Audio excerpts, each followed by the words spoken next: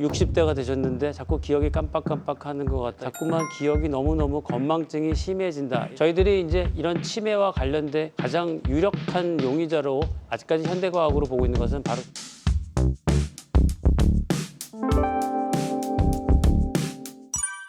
두통의 원인은 우리가 두 가지로 볼 수가 있습니다. 1차성 두통하고 2차성 두통으로 나누는데요. 기질적인 병이나 이상은 없는데 본인 자신은 머리에 통증을 느끼는 그런 두통을 말하는 것이고, 우리들이 일반적으로 가장 흔하게 경험하는 두통들이라고 할 수가 있습니다. 편두통이라고 해서 꼭 한쪽 머리가 아픈 게 편두통은 아니고요. 영어로는 제가 마이그레인이라고 하는데 머리 전체가 마치 발작적으로 아픈 양상을 보이기도 하는 그런 편두통, 이런 것들이 대표적인 1차성 두통이라고 할 수가 있고요. 2차성 두통이라는 거는 말 그대로 뇌에 어떤 병이 있어서 그 병 때문에 두통이 유발되는 상황을 말하는 거죠. 대표적인 게 그러면 뇌 종양이 있겠죠. 2차성 두통의 어떤 특징이라고 할 수 있는 거는요, 여러 가지가 있을 수 있는데 그중에서도 두통이 발생하는 시간을 볼 수가 있는데, 점점 오후에 일도 많아지고 스트레스 받으면서 점점 오후가 될수록 두통이 생긴다, 이런 것들은 일반적인 긴장성 두통일 가능성이 많은데, 밤에 수면 중에 자다가 머리가 아파서 깬다든지 새벽에 아침에 일어났을 때 머리가 가장 더 많이 아프다, 이런 경우들은 혹시 뇌 부종, 뇌가 붓는다든지 뇌 종양이나 출혈로 인해서 생기는 두통일 가능성이 있을 수 있기 때문에 이런 것들도 일반적인 두통하고는 조금 구별해서 경각심을 가질 필요가 있습니다. 진통제 약을 먹어도 듣지가 않을 정도로 심한 두통, 저희가 또 벼락 두통이라는 말을 하는데요. 마치 번개나 벼락 치는 것처럼 갑자기 극심한 두통이 생기는 이런 두통은 우리가 꼭 주의를 가져야 되는 두통이고요. 구토가 동반된다든지 이런 것들도 2차성 두통의 특징이라고 할 수가 있습니다. 이 두통의 증상이 어떤 눈 증상과 같이 오는 경우들이 있습니다. 복시라고 그래서 물체가 이렇게 겹쳐 보이는, 초점이 맞지 않는 증상을 말씀드리는데요. 혹시 뇌에 종양이나 뇌 혈관이 눈으로 가는 신경을 누르거나 할 경우 물체가 이렇게 겹쳐 보이는, 초점이 맞지 않는 복시 증상이 생긴다든지, 시야가 이렇게 흐리게 보이거나 시야가 일부가 가려져 보이는 시야 결손 증상이 생기는 것, 이런 두통은 2차성 어떤 두통, 병변을 의심해야 되기 때문에 전문의와 상담이 필요한 두통이라고 할 수가 있습니다. 브레인 포그가 의학적 용어는 아닌데요. 이런 증상들이 잘 표현해주는 되게 굉장히 인문학적인 표현인데요. 자고 일어났는데도 머리가 멍하고 항상 맑지가 않다. 뒷목이 뭉치고 머리가 띵하다. 자꾸만 어떤 단어가 떠오르지가 않고 명사가 잘 생각이 나지가 않는다. 젊으신 분들 30, 40대부터 해서 이 브레인 포그를 호소하시는 분들이 굉장히 많은 것 같습니다. 브레인 포그의 원인을 따져보면은 첫 번째는 인지 기능 자체가 떨어지는 치매의 초기 증상일 수도 물론 있고요. 두 번째, 젊으신 분들한테는 이제 고혈압이 생겨서 고혈압이 잘 조절되지 않을 경우에 계속 머리가 띵하고 맑지 않고 뒷목이 묵직하고 이런 증상들을 호소하시는 분들이 많습니다. 그래서 이런 분들은 뇌에 대한 치료가 아니라 고혈압만 잘 치료하고 나면 갑자기 그 브레인 포그 증상이 사라졌습니다라고 말씀하시는 분들이 많고요. 교감, 부교감 신경의 어떤 조화가 깨졌을 경우에도 뭔가 설명 안 되는 저런 두통, 어지러움, 머리가 맑지 않은 증상들이 생길 수가 있습니다. 그다음 네 번째로는 어떤 자가 면역 기능의 이상이라든지, 특히 호르몬의 어떤 이상, 갑상선 호르몬 같은 것들이 너무 과하거나 적거나 했을 경우, 여성이나 남성 호르몬이 부족하거나 너무 많은 호르몬의 이상이 생겨서도 마치 저렇게 브레인, 뇌 쪽으로 뭔가 맑지 않고 브레인 포그 같은 증상이 생길 수가 있고요. 그다음에 우리 이제 일상생활에서는 가장 흔한 것이 스트레스죠. 7시간 이상의 질 좋은 수면을 갖기가 사실 현대인들이 쉽지가 않습니다. 특히 나이가 드실수록 점점점 수면의 질이 조금 나빠지는 경향이 많고요. 이런 것들도 중요한 그 브레인 포그의 대표적인 원인이라고 할 수가 있고요.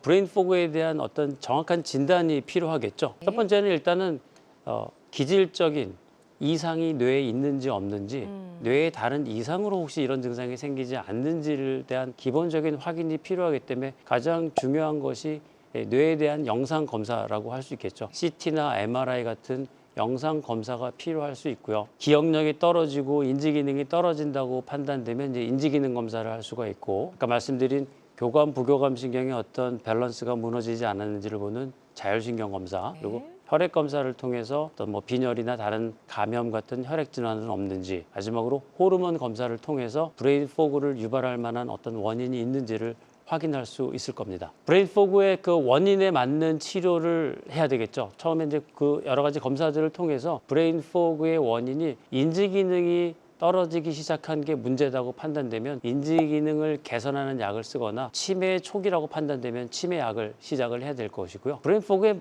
굉장히 중요한 원인이 그 전자파나 스마트폰의 과도한 사용이죠. 스마트폰으로 계속 동영상을 보고 뭐 이런 것들이 중요한 브레인 포그의 원인이 되기 때문에 환자 자신이 할 수 있는, 노력해서 치료할 수 있는 브레인 포그의 치료는 스마트폰 단식을 좀 하는 네. 디지털 디톡스라고 뭐 이렇게 표현할 수 있는데요.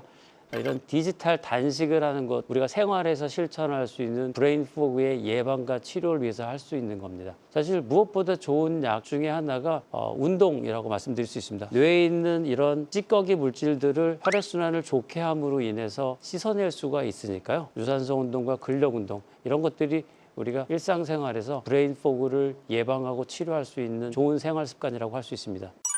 아까 말씀드렸지만 우리가 장수하는 세상을 살고 있으니까 네. 제일 걱정되는 것이 바로 치매 증상인데요. 치매는 종류가 여러 가지가 있습니다. 혈관성 치매하고 알츠하이머라고 말하는 병이죠. 혈관성 치매라는 건 그래도 어떤 뇌혈관 질환과 관련된 원인이 있는 경우들이 있고요. 저희들이 일반적으로 치매라고 말하고 우리가 두려워하는 게 바로 저 알츠하이머 병인데요. 뇌에 찌꺼기 물질들이 뇌에 자꾸 끼고 침착하는 병입니다. 베타 아밀로이드라는 이상 단백질이 뇌에 자꾸 침착되면서 거기서 독성 물질을 내는 거죠. 그러니까 우리가 뉴론이라고 말하는 뇌 신경세포가 자꾸만 죽게 되는 겁니다. 그래서 그런 것들이 아주 천천히 포괄적으로 뇌 전반적으로 진행이 되기 때문에 전반적인 인지 능력 그리고 기억력이 소실되는 그런 병이죠.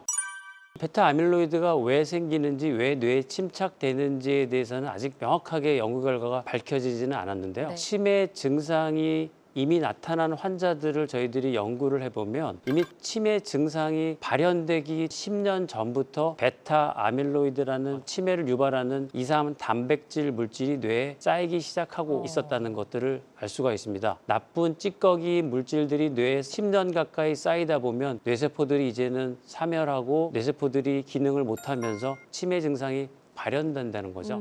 저희들이 이제 이런 치매와 관련된 가장 유력한 용의자로 아직까지 현대과학으로 보고 있는 것은 바로 저 베타 아밀로이드라는 이상 단백질입니다. 60대가 되셨는데 자꾸 기억이 깜빡깜빡하는 것 같다, 이런 말씀들을 많이들 하시는데요. 우리가 기억력이 좋았던 정상의 무증상 단계에서 뭐 어떤 분들은 60대, 어떤 분들은 70대, 또는 더 빨리 오시는 분들은 한 50대에도 자꾸만 기억이 너무너무 건망증이 심해진다, 이런 증상들이 자연스러운 노화로 인해서 생기는 인지 기능의 자연스러운 저하인지 아니면 치매의 초기 증상인지를 그 깜빡거림만으로는 구별하기가 어렵습니다. 바로 이럴 때 건망증 단계에서 저희들이 혈액 검사를 하면 베타 아밀로이드의 수치를 굉장히 간단히 알 수가 있습니다. 베타 아밀로이드의 수치가 낮고 정상 수준에 있다고 한다면 이거는 일반적인 자연스러운 노화에 의해서 동반되는 기억력 저하, 건망증이라고 볼 수 있는데, 만약에 저 베타 아밀로이드 수치가 높다면 알츠하이머의 전 단계일 가능성이 높습니다. 그렇다면 네. 베타 아밀로이드를 줄여주고 억제해주는 약물 치료를 시작하는 거죠. 조기 치료를 해서 치매로 진행되지 않는 것을 늦추거나 더 이상 진행되지 않게 막는 것이 치매의 가장 최선의 치료법이라고 할 수가 있습니다. 치매에 대한 가장 기본적인 병원에 오시면 할 수 있는 검사가요, 일단 기본적인 인지기능 검사입니다. 저희들이 설문조사처럼 이렇게 하면서 비교적 간단하게 병원이나 또는 가까운 보건소에서도 하실 수가 있습니다. 그 다음에 뇌를 한번 확인하셔야 되니까 영상검사, 즉 MRI 검사가 필요하시고요. 최초의 치매 진단을 위해서는 국가에서 의료보험으로 MRI를 찍으실 수 있기 때문에 기억력이 떨어지는 원인을 확인하시는 것이 좋습니다. 혈액검사 같은 것들을 통해서 베타 아밀로이드나 유전자 검사 같은 것들을 해볼 수 있겠죠. 이런 것들이 기본적인 치매를 조기 진단하기 위한 중요한 검사라고 할 수가 있을 것 같습니다. 진료실을 찾으시는 분들의 아마 가장 많은 증상 호소 중에 한 분이 바로 딱 저런 지금 질문 주신 환자분 같은 경우인 네. 것 같아요. 60세이시고 최근에 건망증이 심해지시는데 치매가 걱정되고, 지금 저기에는 나와 있지는 않지만 과거력으로 과연 뭐 부모님이나 치매 가족력이 있으신지 여부도 알면 좋을 것 같은데요. 60세면 자연적인 노화 현상으로 인해서 우리가 나이가 들면 뭐 흰머리도 생기고 뭐 하는 것처럼 자연스러운 노화로 생기는 인지기능 저하인지 치매 초기 증상인지를 구별하는 방법은 사실은 그 깜빡거림만으로는 구별하기가 어렵습니다. 그렇기 때문에 어떤 검사가 필요하실 수 있고요. 기본적으로 병원에 오시면 간단한 인지기능 검사를 해보실 수가 있고요. 혈액 검사 필요하다 보면 뭐 MRI 같은 뇌 영상 검사들이 필요하실 수가 있겠죠. 최근에 어떤 연구 결과에서 앉아 있는 시간이 길어질수록 뇌졸중 위험성이 높아지는 연구 결과가 나왔고요. 사실입니다. 우리가 이렇게 앉아 있으면 좌식을 하고 의자에 앉아 있는 시간이 굉장히 현대인들이 많은데요. 앉아 있으면 다리나 이런 허벅지가 굽혀지면서 혈관도 접히고 혈액순환도 정체가 될 가능성이 많아지고요. 또 움직이지 않기 때문에 혈액순환이 느려지게 됩니다. 웅덩이에 고인 물처럼 혈액도 고이게 되면 혈액에서 염증성 반응도 생기고 혈전, 피딱지 같은 것들이 생길 위험성이 높아지니까 당연히 뇌졸중이 생길 위험성은 커질 수 있다고 말할 수 있습니다. 뇌졸중은 조기 진단이 가장 정답이라고 할 수 있습니다. 부모님이 이제 뇌졸중이거나 주변에 뇌졸중 환자가 있으셔서 병원에 이제 오시는 분들이 저는 어떤 검사를 해봐야 됩니까라고 많이 여쭤보시는데요. 네네. 기본적으로 뇌를 검사할 수 있는 거는 CT하고 MRI가 대표적이라고 할 수가 있고요. 저 뼈 부위죠. 그런 것들을 CT로 확인할 수가 있지만 CT로 모든 뇌에 생기는 병들을 다 볼 수는 없고 그쵸. 뇌경색을 확인할 수 없다는 한계가 좀 있습니다. 그래서 그 다음에는 뇌 MRI 검사가 있는데요. 뇌에 다른 뇌경색이 있다든지 뇌가 치매의 어떤 위험성이 있는지 뇌에 어떤 종양 같은 어떤 그런 병이 숨어 있는지를 볼 수가 있는 거고요. MRA는 뇌 혈관만을 따로 추려서 보는 거기 때문에 네네. 두 가지 검사 모두 꼭 필요하다고 말씀드릴 수가 있습니다. 그래서 둘 중에 한 검사만 하신다면 검사는 한 반밖에 하지 않았다고 볼 수 있기 때문에 두 가지 검사를 해야지 뇌졸중을 예방할 수가 있습니다. 이제 영어에 빨리 간다는 fast라고 해서요. fast의 F입니다. 첫 번째 F는 face, 얼굴이죠. 한쪽 얼굴이 이렇게 일그러지거나 물이 한쪽으로 먹는데 샌다든지 안면 마비가 생기면 뇌졸중 전조 증상이라고 볼 수 있는 거고요. fast의 A는 arm입니다. arm, 팔. 특히 한쪽 팔다리만 힘이 빠지는 증상이 생긴다. S는 스피치, 말입니다. 말이 어눌해지는 증상, 말이 빨리 안 나온다거나 발음이 술 취한 사람처럼 이렇게 나오는 경우는 마지막 T가 빨리 타임, 시간이 중요하죠. 중요하다. 그러니까 맞아요. 빨리 예. 응급실이나 의료진 있는 곳으로 달려가셔야 된다는 것이 바로 패스트입니다. 뇌 건강을 지키기 위해서 제가 환자분들께 꼭 당부드리고 싶은 거는요. 첫 번째는 일단 고혈압, 고지혈증, 당뇨 이 세 가지 병이 뇌졸중이나 치매, 뇌에 생기는 병의 중요한 원인이 되기 때문에 평소에 이런 기저질환들을 잘 관리하는 것이 굉장히 중요합니다. 기억력이 저하되고 깜빡깜빡하는 거를 단순한 노화라고 너무 가볍게 생각하지 마시고 저는 그래서 제 지인들이나 저한테 오시는 환자분들 뇌졸중, 치매, 가족력 같은 것이 있는 분들은 40세 이상이면 반드시 뇌 영상 검사를 한번 해보시라고 권유를 드립니다. 마지막으로 이제 우리가 일상생활에서 뇌에 생기는 병들을 예방하는 중요한 생활 습관이 식습관이겠죠. 고혈압을 예방하기 위해서 짜지 않게 저염식을 먹는 것, 그리고 당뇨를 예방하기 위해서 탄수화물이 적은 식단을 유지하시는 것, 육류보다는 식물성 식단을 이용해서 고지혈증을 예방하는 것, 이런 것들, 그리고 마지막으로 항상 당부드리는 것이 유산소 운동이라고 그랬죠. 뇌에 제일 좋은 영양제는 맞아요. 유산소 운동, 뇌 혈액순환을 네. 좋게 하는 유산소 운동, 이런 것들이 시청자분들께 꼭 당부드리고 싶은 뇌 건강 지키는 방법이라고 할 수 있겠습니다. 네.